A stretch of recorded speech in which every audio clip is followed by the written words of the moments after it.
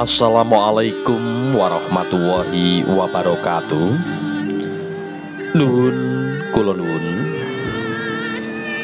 Kasugengan katentreman kabagas warasan saha sih nugrahaning Gusti. Mugi tansah kajiwa kasalira wonten ing angga panjenengan sedaya talasan kula waradin sagung dumadi. Nuhun wonten ngarsanipun para sesepuh. Pini sepuh sumerambah aji sepuh ingkang satuhu dahat kinabekten. Para alim, ulama saha ustad ingkang mugi tansah dipun mulyakaken dening Gusti Allah. Para sutresna budaya ingkang tansah ngudi mrih mekarembakaning budaya ingkang winantuing karaharjan. Para tamu, kakung, putri sumerambah para lenggah ingkang satuhu pantes hanampi pakurmatan. Saha para kadang prada muda miwah taruna ingkang winantuing bagya mulya.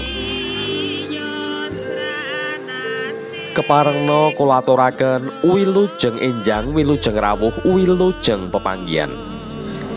Wonten griyanipun Bapak Raharjo ingkang pidalem wonten ing Dusun Jetis RT 6 RW kalih Kelurahan Ngijo Kecamatan Gunung Pati Laladan Kutha Semarang.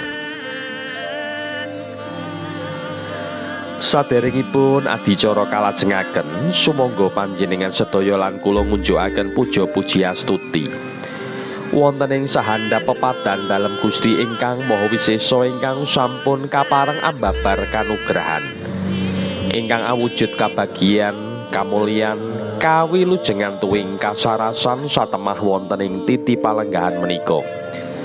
Panjenengan sedaya lan kula saged makempal manunggal wonten ing papan menika kanthi wilujeng tebih saking rubeda lan sambikala. Sholawat ugi salam mugi kunjuk wonten ngarsanipun mustikaning jalmi nuwun inggih Nabi Agung Muhammad sallallahu alaihi wasallam ingkang tansah panjenengan sedaya lan kula antu-antu syafaatipun benjang wonten ing yaumul kiamah. Allahumma amin. Nuwun inggih sangyaning para tamu ingkang winantuing pakurmatan. Atur uninga bilih ing wedal menika dinten Ahad Pahing Surya kaping 12 Februari warsa 2022.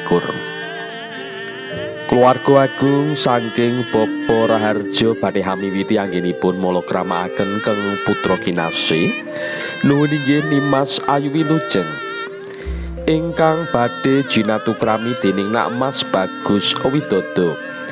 Putra turunipun Bapak Slameto ingkang mijil saking Dusun Karang Salam, Gelagah Kecamatan Jatinom Laladan Kabupaten Klaten. Kanthi mekaten keparengna kula pun Budianto minangka pambiwara badhe ngaturaken menggah urut reroncening adicara ingkang badhe lumampah wonten ing ngarsa panjenengan. Titi laksana ingkang angka sepisan nuwun inggih pambuka. Kalajengaken titi laksana ingkang angka kalih mijilipun risang penganten putri saking Tepaswangi Arsa Manjing ing Sasanawati. Dene titi laksana ingkang angka 3 nuwun inggih praptanipun risang penganten kakung ingkang mijil saking Wisma Palereman Arsa Manjing ing Sasana Pahargyan. Sinambung pasrah panampi. Pasrah panampi paripurna tumunten katuraken adicara adat kina ingkang tasih lupiya ngantos jaman samangkya. Nuwun inggih adicara adat panggih utawi temon. Sangyaning para tamu kakung putri ingkang winantuing Suka Basuki, paripurna adicara panggih temanten.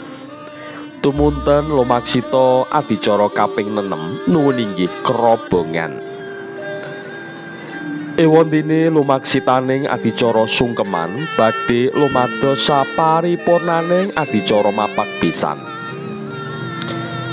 Para lenggah ingkang pantos hanami berkah,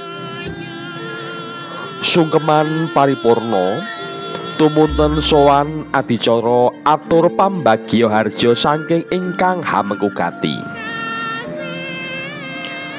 Dene atur pambagya harja Purna tumuli katuraken adicara kirab kanalindran. Hanenggi jengkaripun risang penganten sekalian saking sasana rinengga tumuju ing panti busana rucat busana katong hangkrasuk busana satriya tama. Sasampunipun penganten sarimbit hangkrakit busana kasatriyan tumuli sowan malih wonten ing ngarsa paduka lenggah jajar wonten ing kursi rinengga. Lan mbok bilih mangke penganten sarimbit miwah ingkang hamengkugati sumerambah kadang besan sutresna sampun jengkar saking sasana rinengga tumuju lan jumeneng ing wiwaraning sasana pahargyan. Ing ngriku kinarya sasmita lan pratandha bilih adicara pahargyan dedhaupipun penganten sarimbit sampun paripurna. Nuwun inggih sangyaning para tamu kakung putri minulya.